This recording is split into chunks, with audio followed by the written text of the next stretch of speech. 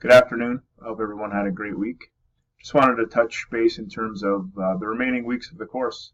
We're sitting at May 5th and have about 6 or 7 weeks to go in our course as the online section closes June 19th. As a result, I've posted all of your due dates and the upcoming events. So currently we are in Unit 3, and you should be wrapping up Unit 3 with the last few activities and discussions. Starting Monday, you should be working on Unit 4, and that'll take you to about May 20th or so with the discussions.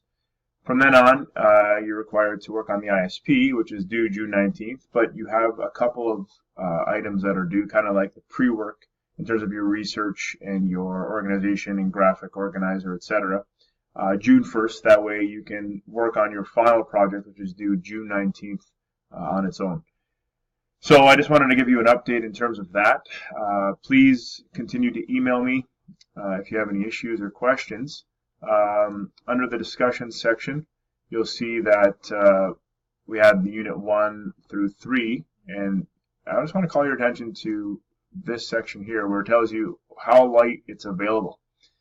That will be an indicator in terms of when it's due and when it'll close. And when it closes, you won't be able to post to the discussion.